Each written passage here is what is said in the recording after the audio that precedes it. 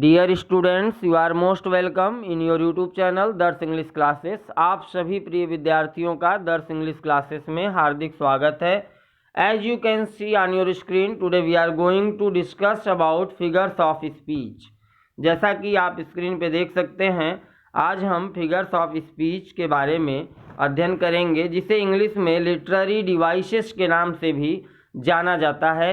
प्रिय विद्यार्थियों, आपके बोर्ड एग्जाम्स में इस पर्टिकुलर टॉपिक से 4 मार्क्स के क्वेश्चंस पूछे जाते हैं, अर्थात इस वीडियो से आपको 4 अंक निश्चित रूप से प्राप्त होंगे। इसलिए हम ये उम्मीद करते हैं कि आप इस वीडियो को लास्ट तक बड़े ही धैर्य के साथ और बड़े ही सावधानीपूर्वक समझने का प्रयास करेंगे। मेरे प्रिय विद्यार्थियों, यदि आप चाहें तो इसे राइट डाउन भी कर सकते हैं। Now let's start the video. What is figures of speech. सबसे पहले हम जानेंगे फिगर्स ऑफ स्पीच अर्थात अलंकार कहते किसे हैं। In common use a figure of speech is a word or phrase that means something more or something other than it seems to say the opposite of literal expression. अर्थात जो figure of speech हैं, ये ऐसे शब्द या phrase होते हैं जिनका मीनिंग, जिनका अर्थ लिटरल एक्सप्रेशन अर्थात शाब्दिक जो भावार्थ होते हैं शब्दों के, उन शब्दों से डिफरेंट अर्थात थोड़े हटके होते हैं। जिन शब्दों से आप इसे दूसरी भाषा में यदि समझना चाहें तो आप इसे ठीक उस प्रकार से समझें जिस प्रकार से कोई स्त्री अपने सजावट के लिए आभूषणों का इस्तेमाल करती है, ठीक उसी प्रकार से पोएटिक लैंग्वेज में फिगर्स ऑफ स्पीच यूज किए जाते हैं, ताकि पोएट्री की लाइनों में उनके अर्थ में कुछ इंक्रीमेंट हो सके, अर्थात उनके भावार्थ में कुछ आकर्षण उत्पन्न हो सके। इसी की दृष्टि से फिगर्स ऑफ स्पीच अंग्रेजी भाषा में यूज किए जाते हैं।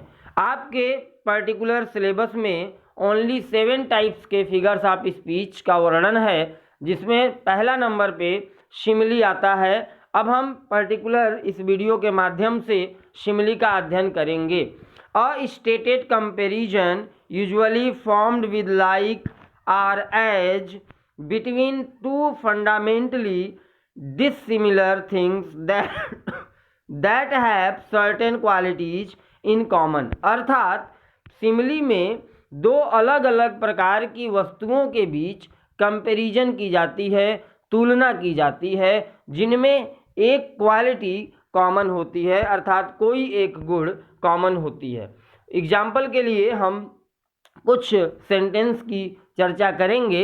मेरे प्रिय विद्यार्थियों, बोर्ड एग्जाम्स में आपसे 2 टाइप्स के क्वेश्चंस पूछे जाते हैं। First one is right the definition of any one figure of speech. आपको जो पहला टाइप का प्रश्न मिलेगा उसमें आपको किसी एक फिगर ऑफ स्पीच की डिफिनेशन लिखनी होगी, अर्थात परिभाषा लिखनी होगी। और सेकंड टाइप में आपको कुछ एग्जाम्पल्स दिए जाएंगे और उन एग्जाम्पल्स में आपको ये बताने होंगे किस एग्जाम्पल में किस अलंकार का प्रयोग किया गया है। अब हम सिमिली, जो कि उपमा अलंकार के रूप में हिंदी में जानी जाती है, उसके कुछ एग्जाम्पल्स की चर्चा करेंगे। आपको स्क्रीन पे दिख रहा होगा, जैसा कि हमने लिखा, Roberto was white as sheet after he walked out of the horror movie. अब आप यहाँ ध्यान रखें, जैसे ही किसी भी लाइन में एज का इस्तेमाल हो, शो का इस्तेमाल हो, लाइक का इस्तेमाल हो, ये 3 बातें आपको ध्यान रखनी है। Number 1 is show, number 2 is as and number 3 is like. यदि इन 3 शब्दों में से किसी भी शब्द का इस्तेमाल पोएट्री की किसी भी लाइन में हुई है तो उस लाइन में शिमली अलंकार है, अर्थात उपमा अलंकार का यूज हुआ है। आप एग्जाम्पल नंबर 1 को ध्यान दें, यहाँ पे एज का इस्तेमाल हुआ है, अर्थात इस पर्टिकुलर सेंटेंस में शिमली अलंकार है। नंबर 2 की बात करते हैं, it dropped as the gentle rain from heaven. यहाँ पे भी एज का इस्तेमाल हुआ है, अर्थात यहाँ पर भी शिमली अलंकार है। नेक्स्ट एग्जाम्पल की तरफ बढ़ते हैं, are from star like eyes. यहाँ आप ध्यान दें, लाइक का इस्तेमाल है, अर्थात यहाँ भी शिमली का ही उदाहरण है। नेक्स्ट एग्जाम्पल की तरफ बढ़ते हैं, her face a scene like that of a corpse, यहाँ ध्यान दें आप, लाइक का इस्तेमाल है अर्थात यहाँ भी सिमिली अलंकार है। Next, she was as old as she looked, यहाँ आप ध्यान दें आपको डबल एज का इस्तेमाल दिख रहा है अर्थात यहाँ भी सिमिली का इस्तेमाल है। Next, pale as winter's moon like rootless weeds, इन दोनों सेंटेंस में आप ध्यान दें यहाँ पे एज का इस्तेमाल है और लास्ट वन में लाइक का इस्तेमाल है अर्थात यहाँ पे सिमिली है। मेरे प्रिय विद्यार्थियों, जब कभी भी आपको किसी भी सेंटेंस की लाइन में आपको एज लाइक सो का इस्तेमाल मिले तो आप समझ लीजिएगा वहाँ पे सिमिली है। नेक्स्ट, जो कि आपका फिगर्स ऑफ स्पीच है, मेटाफर। अब मेटाफर के बारे में जानते हैं। मेटाफर को हिंदी में उपमा अलंकार कहा जाता है।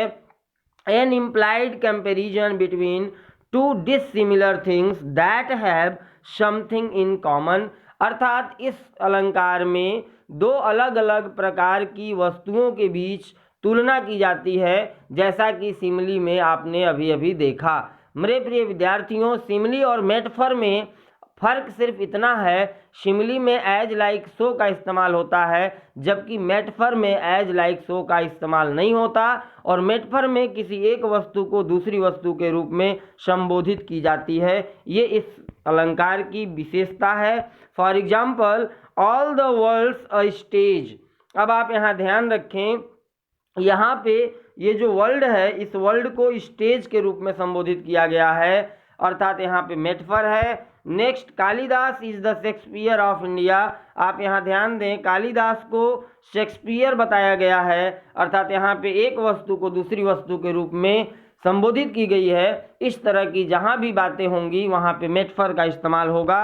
Next, love is the spice of life. यहाँ आप ध्यान दें, लव को स्पाइस के रूप में संबोधित किया गया है अर्थात यहाँ भी मेटाफर का इस्तेमाल है। लाइफ इज अ ड्रीम, आप यहाँ ध्यान दें, लाइफ को ड्रीम के रूप में संबोधित किया गया अर्थात यहाँ भी मेटाफर का इस्तेमाल है। Next, hope is the poor man's bread. यहाँ होप को पुअर मैन की ब्रेड के रूप में संबोधित किया गया है अर्थात यहाँ भी मेटाफर है। Next, camel is the ship of dessert. जैसे ही मेटाफर का नाम आता है पहला एग्जाम्पल यही होता है, camel is the ship of dessert. यहाँ पे कैमल को डिजर्ट का शिप बताया गया है अर्थात यहाँ भी मेटाफर है। अब हम फिगर्स ऑफ स्पीच के तीसरे पार्ट में आ गए हैं अर्थात तीसरा जो अलंकार आपसे पूछा जाता है उसे ऑक्सीमोरन के नाम से जाना जाता है अर्थात विरोधाभास अलंकार के रूप में जाना जाता है।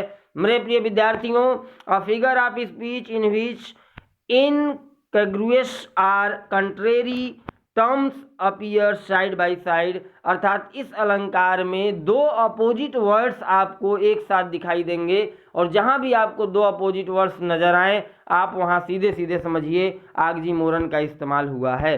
For example, but still fought on nor knew that he was dead. आप यहाँ ध्यान रखें, यहाँ पे एक तरफ कही जा रही है ही वॉज डेड और दूसरी तरफ कही जा रही है स्टिल फॉट ऑन, अर्थात जब कोई व्यक्ति मर चुका है तो युद्ध को जारी कैसे रख सकता है अर्थात यहाँ दो अपोजिट सेंस एक साथ आए हैं अर्थात यहाँ ऑक्सीमोरन है। नेक्स्ट एग्जाम्पल की तरफ बढ़ते हैं। It was an open secret. अब आप यहाँ ध्यान दें, यहाँ पे ओपन एंड सेक्रेट दो चीज़ें एक साथ आई हैं अर्थात जब कोई चीज़ ओपन हो तो सेक्रेट नहीं हो सकती और यदि सेक्रेट है तो ओपन नहीं हो सकती, इसमें भी ऑक्सीमोरन है। Next, and having nothing he hath all. आप यहाँ ध्यान दें, यहाँ पे नथिंग एक तरफ आ रहा है और दूसरी तरफ ऑल का इस्तेमाल हो रहा है अर्थात ये भी अपोजिट वर्ड्स हैं अर्थात यहाँ भी ऑक्सीमोरन का इस्तेमाल है।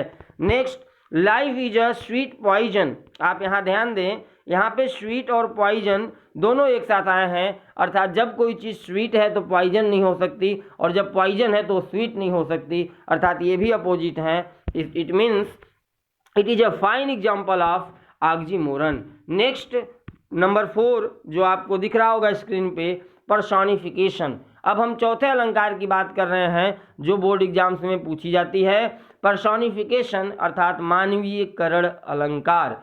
इस अलंकार में किसी इनएनिमेट ऑब्जेक्ट को या किसी अब्स्ट्रैक्ट क्वालिटीज को सजीव मान लिया जाता है, जैसा कि आपको डिफिनेशन दिख रहा है, a figure of speech in which an inanimate object or abstraction is endowed with human qualities or abilities। अर्थात इस अलंकार में किसी निर्जीव वस्तु को या किसी भाव को ह्यूमन क्वालिटीज के साथ मान लिया जाता है, अर्थात उसमें मानवीय गुणों को मान लिया जाता है या समझा जाता है, अर्थात यहाँ पे पर्सोनिफाइड किया जाता है। जब किसी भी निर्जीव चीज को या जब किसी भी भाव को सजीव मान लिया जाए तो वहाँ पे पर्सोनिफिकेशन होता है। For example, that kitchen knife will take a bite out of your hand if you don't handle it safely. अब आपको यहाँ ध्यान देना होगा, यहाँ पे किचन नाइफ को बाइट करने के लिए कहा जा रहा है, अर्थात ये कहा जा रहा है कि जो किचन की नाइफ होती है, अर्थात जो रसोई घर में आपका चाकू होता है, वो आपको दांत से काट लेगा। मेरे प्रिय विद्यार्थी, दांत से काटने का काम कोई सजीव व्यक्ति कर सकता है, निर्जीव वस्तु नहीं कर सकता। लेकिन यहाँ पे किचन नाइफ को ही लिविंग मान लिया गया है, इसे सजीव मान लिया गया है, इसमें ह्यूमन क्वालिटीज को दिखाया गया है, अर्थात यहाँ पे पर्सोनिफिकेशन का इस्तेमाल हुआ है। एग्जाम्पल नंबर 2 की तरफ बढ़ते हैं। Truth sits upon the lips of dying man. आप यहाँ ध्यान रखें, यहाँ पे ट्रुथ को अर्थात सच्चाई को बैठने के लिए कही जा रही है। ये जो बैठना और उठना जो ये प्रक्रिया है, ये किसी ह्यूमन क्वालिटीज की बात करता है, अर्थात ये मानव की विशेषता होता है, मानव का गुण होता है, अर्थात यहाँ पे ट्रुथ को पर्सोनिफाइड किया गया है, अर्थात इसमें पर्सोनिफिकेशन अलंकार है।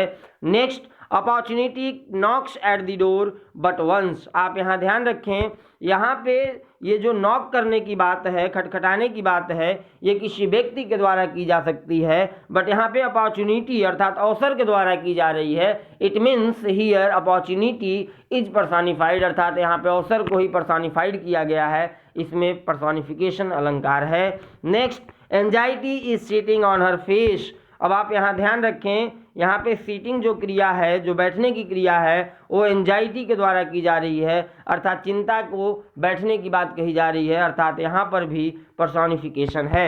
नेक्स्ट एग्जाम्पल की तरफ बढ़ते हैं। Let not ambition mock their useful toil. अब आप यहाँ ध्यान रखें, एम्बिशन जो वर्ड है, इसका शाब्दिक अर्थ होता है महत्वाकांक्षा, बट यहाँ पे एम्बिशन का जो तात्पर्य है वो महत्वाकांक्षी लोगों से है, अर्थात इसमें फिगर्स ऑफ स्पीच के रूप में पर्सोनिफिकेशन फिगर ऑफ स्पीच का यूज हुआ है। नेक्स्ट, हाइपरबोल की तरफ बढ़ते हैं। हाइपरबोल को हिंदी में अतिशयोक्ति अलंकार कहा जाता है, जैसा कि नाम से ही आपको आभास हो चुका है, अर्थात यहाँ पे चीज़ों को या तो बहुत बढ़ा दी जाती है या तो बहुत घटा दी जाती है। एन एक्स्ट्रा वेजेंट स्टेटमेंट, the use of exaggerated terms for the purpose of emphasis or heightened effect। अर्थात जब किसी पर्पज को, जब किसी उद्देश्य पर इम्फेसिस करने के लिए, दबाव डालने के लिए, जोर डालने के लिए या उसे हाईलाइट करने के लिए जब किसी बात को एग्जरेट किया जाता है, अर्थात बढ़ा दी जाती है या घटा दी जाती है, तो ऐसी कंडीशन में हाइपरबोल अलंकार का यूज होता है। फॉर एग्जाम्पल, जैसा कि आपको स्क्रीन पे दिख रहा होगा, I have a ton of things to do when I get home. अब आप यहाँ ध्यान दें, यहाँ पे कहा जा रहा है कि मेरे पास 1 टन वस्तुएं हैं घर पे करने के लिए, अर्थात हमारे पास बहुत सारी चीज़ें हैं करने के लिए, ऐसा इसका शाब्दिक अर्थ है। मेरे प्रिय विद्यार्थियों, यहाँ पे जो टन का यूज हुआ है, ये बात को एग्जरेट किया जा रहा है, बात पे इम्फेसिस किया जा रहा है, अर्थात इस बात पे जोर देने के लिए इसका इस्तेमाल हुआ है, इसलिए यहाँ पे हाइपरबोल है। Next, Belinda smiled and all the world was gay. आप यहाँ ध्यान रखें, ये कही जा रही है कि बेलिंडा स्माइल्ड, यानी बेलिंडा मुस्कुराई और पूरा दुनिया हंस पड़ा। इट इज़ इम्पॉसिबल, ये असंभव है कि कोई एक व्यक्ति मुस्कुराए और पूरा दुनिया मुस्कुरा पड़े। यहाँ पे भी एग्जरेट की गई है बात को, अर्थात यहाँ पे हाइपरबोल का इस्तेमाल है। नेक्स्ट एग्जाम्पल की तरफ बढ़ते हैं।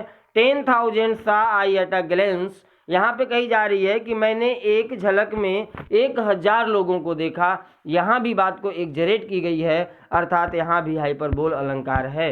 नेक्स्ट एग्जाम्पल की तरफ बढ़ते हैं। All perfumes of Arabia will not sweeten this little hand. ये कही जा रही है कि अरेबिया के सारे परफ्यूम्स यानी सारे इत्र मिलकर के भी इस छोटे से हाथ को सुगंधित नहीं कर सकते, ये इम्पॉसिबल है, अर्थात यहाँ भी बात को एग्जरेट की गई है, बढ़ा दी गई है, अर्थात यहाँ पर भी हाइपरबोल का इस्तेमाल है।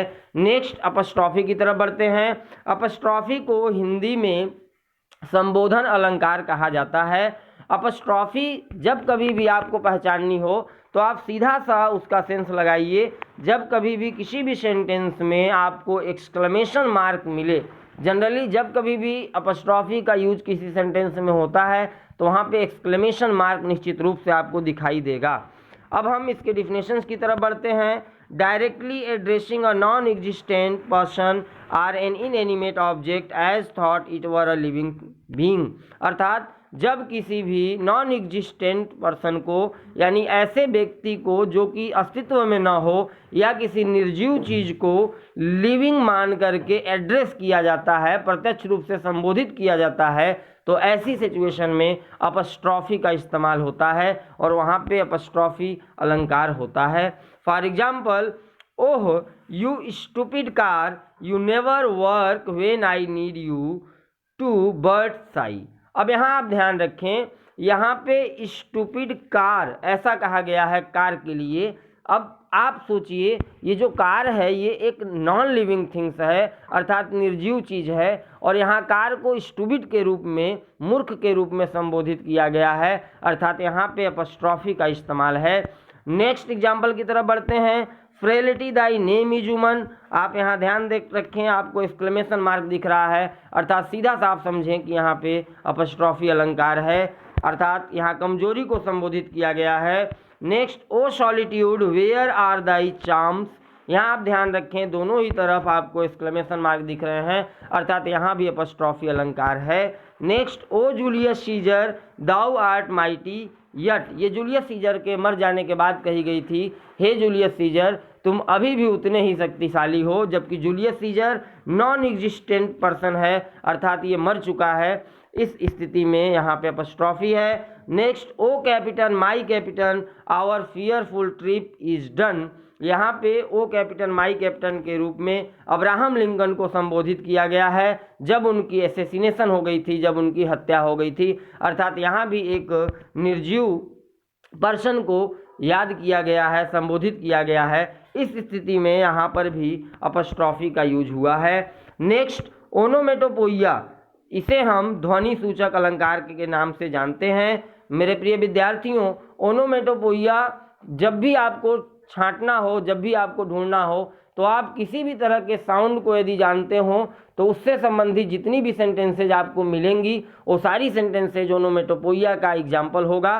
फॉर एग्जाम्पल, इससे पहले कि एग्जाम्पल की तरफ बढ़ें हम इसके डिफिनेशंस को समझ लेते हैं। The use of words that imitate the sounds associated with the objects or actions they refer to, अर्थात जो वर्ड्स, जितने भी वर्ड्स होंगे जो किसी साउंड्स के साथ एसोसिएटेड होंगे या किसी ध्वनि के साथ जुड़े हुए शब्द जहाँ भी आपको नजर आए वहाँ पे आप सीधे समझिए ओनोमेटोपोइया का इस्तेमाल हुआ है। For example, the clap of thunder went bang and scared my poor dog, यहाँ आप ध्यान रखें थंडर का इस्तेमाल हुआ है, ये बिजली के तड़कने की, गरजने की आवाज़ है, बादल के गड़गड़ाने की आवाज़ है, अर्थात यहाँ पे ओनोमेटोपोइया है। Next, a beauty of murmuring sound, आप यहाँ मरमरिंग को जब भी देखें तो ये वाटर की ध्वनि होती है, अर्थात ये पानी की आवाज़ है, अर्थात यहाँ पे ओनोमेटोपोइया का इस्तेमाल हुआ है। नेक्स्ट एग्जाम्पल की तरफ बढ़ते हैं। शैल पास इनटू हर फेस, ये आपके ऊपर का ही लाइन का पार्ट है, आपने अभी देखा। And beauty born of murmuring sound shall pass into her face, ये दोनों एक साथ सेंटेंस था। नेक्स्ट, लास्ट, ये जो आपको एग्जाम्पल दिख रहा है, the snakes are हिशिंग and bees are buzzing, यहाँ पे हिशिंग और बीजिंग ये दोनों ही शब्द किसी साउंड को रिप्रेजेंट करते हैं, अर्थात यहाँ पे ओनोमेटोपोइया का इस्तेमाल हुआ है। मेरे प्रिय विद्यार्थियों, आप सभी का हार्दिक तहे दिल से धन्यवाद कि आपने इस वीडियो को लास्ट तक देखा। Thank you so much for watching my video.